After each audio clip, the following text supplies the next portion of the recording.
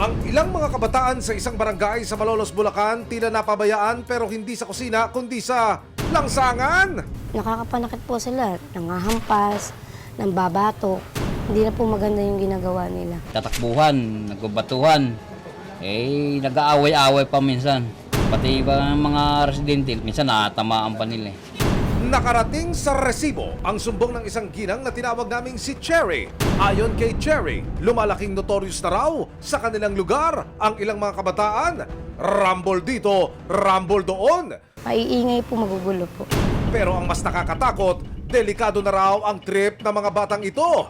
Kwento ni Cherry, September 4, tinutukan daw ng kutsilyo ng ilang kabataan ang kanyang 10 taong gulang na anak. Pinalibutan po nila yung anak ko. May dala pong kutsilyo. Kaya naman si Cherry nag-aalala para sa kaligtasan ng anak. Ngayon, sumusobra na po sila. Kasi may kutsilyo na po. Siyempre, buhay po nung anak ko yung nakaano doon. Hindi naman na po may babalik yung kung sakaling makapinsala sila ng ibang tao. At pati isang computer shop, pinasok at ginulo raw nila. O kahit hindi namin sila may napapasok, pumapasok pa din, tas galit sila, pinagmumura nila ako. Bakit nga ba tila naligaw ng landas ang bata? Sinong nanay nyo? Sinamakan ng resibo si Cherry para kumpirmahin ang kanyang sumbong. Pagdating sa lugar, sa katanghaliang tapat, isang bata ang nabidyohan namin na may hawak na bote. Pero sa halip na inumin, ikinagulat naming sinisinghot niya ang laman. Bukod sa kanya, isa pang batang lalaki ang naispata namin. May hawak din na bote ng soft drinks. Pero sa halip na sa bibig ilagay, aba, sa ilong niya inilalagay ang bote. At tila nilalangap ang laman, mga bata! Badyan! Sa gilid naman ng kalsada, isang bata ang nakaupo. Isang plastic din ang kanyang pinagtripan. Sa isa pang kuha ng aming team, makikita na ang lalaking nakaputi may hawak din bote ng soft drinks. Pero tulad ng ibang bata, sa halip na iniinom, inaamoy. Kahit araw, lantaran po talaga. Makalipas ang ilang minuto, nakababakalang tila iba na ang trip ng mga batang ito. Sakitan? Susunod, mga batang pasaway, parents needed sa barangay. Ayun sila, yun sa tricycle. Ano ginawa mo? Ang pagsagip sa kanila, tutukan. Ilang mga kabataan sa Malolos, Bulacan may hawak na bote pero hindi naman nauuhaw. Dahil ang laman nito'y hindi pala nila iinumin, kundi sisinghutin. Oras na para sila'y sagipin.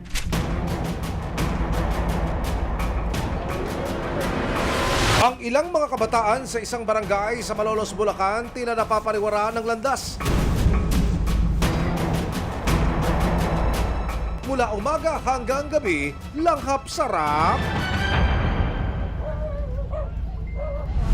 Itinago namin sa mga pangalang Denver, Mac at Darren. Ang mga batang nakuna ng video. Pati ang mismong kagawad ng barangay minsan na rin inireklamo ang batang si Denver. Ang problema, ultimo raw magulang ni Denver, iniindyan sila sa tuwing ipatatawag sila sa barangay. Pagtalikod ko po, binato niya ako ng bote ng pinasundo ko po yung nanay.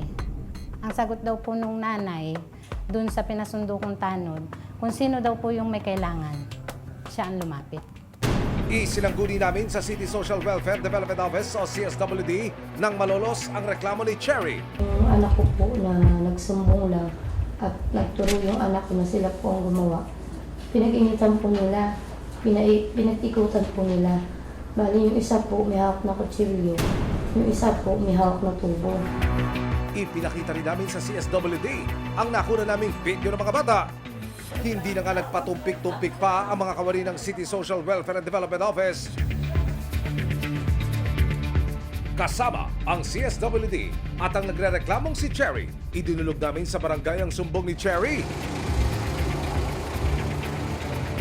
Maging ang barangay, aminado na sumusuko na sila sa dami ng kinasasangkutang gulo ng mga bata sa kanilang lugar. May mga pagkakataon po talaga na nahuhuli naman. Kaya nga lang po, kapag alam naman natin minor, pag pinatawag po namin yung mga magulang, karamihan po talaga hindi pumupunta yung nanay. Hindi naman daw sila nagkukulang sa pagbabantay. Ang problema, Pag marami na sila doon, nag-ipon-ipon na, papaikutan po yun sa tanod.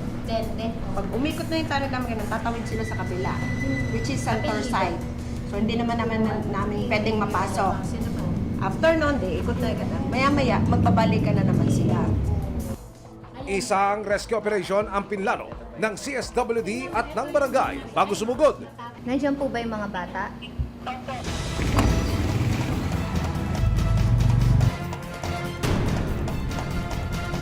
Pagdating sa target area, hinanap ng mga tauhan ng barangay ang mga bata.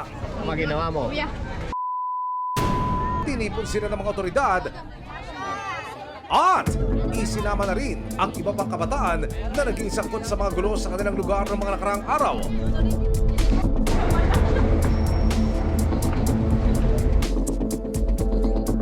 Pagdating sa barangay, isa-isa silang kinausap ng CSWD. Nag-aaral ka? Ganito po. Anong mong grade? Yes po. Ilan kayo kapatid? Oo nga, kung nag-aaral naman siya. Kasi bata pa, sabi pa lang po, binigay na sa lolo. Yung iba doon ay may mga record na. Nakagawa sila ng mga pagnanakaw. Aminado sina Denver, Makmak at Darren sa kanilang ginagawa. Di po mga pihilan. Yung ano lang po, 2019. Si Denver, umaming minsan na siya nga ipasok sa isang shelter. Ayon sa barangay, karaniwang napapalabas ng shelter ng mga batang na-rescue kapag hindi na itinuloy ng complainant ang reklamo. Sa pagkakataong ito, dahil hindi raw nagsampa ng reklamo si Cherry, hindi muna pwedeng dalhin sa shelter ng mga bata. Pero paglilinaw ng CSWD, pwedeng ang barangay na ang magsilbing complainant para maipasok sa isang rehabilitation center ang mga batang nasasangkot sa gulo. Sa pamamagitan ng kapitan, alam niya na itong mga kabataan na to ay threat na doon sa community, kaya kailangan niya i-pull out for rehabilitation. Kinabukasan, ipinatawag sa barangay ang mga magulang ng mga batang sangkot. Aminado ang pamilya ni Denver na hindi nila natututukan ng anak. Alam ko po. Tapos, araw-araw po, oras-oras, minuto. Pinagsasabihan ko, pinangangaralan ko po yan. Ang mga magulang ni Darren, plano na raw ilipat ang anak sa ibang probinsya para mailayo sa barkada. Papadala ko na lang po yan sa probinsya. Lagi ko naman po pinapangaralan niya na huwag nang maganyan. Pati ama niya, pinapangaralan siya. Pero paulit-ulit niya lang din ginagawa. Nagkaharap din sa barangay sila Cherry at mga magulang ng mga inirereklamong bata. Sino lang po sa'yo, be? Pangako ng mga magulang, babantayan at kakastiguhin ang kanilang mga anak. Ay, ang ginagawa ko po, pangaral ang ginagawa ko po sa kanila. Lagi ko pong inaano na sana, bago man ako mamatay, magbago na siya. Mababakas na sa kabila ng mga gulong kinasangkutan, musmus pa rin sila Denver, Makmak at Darren.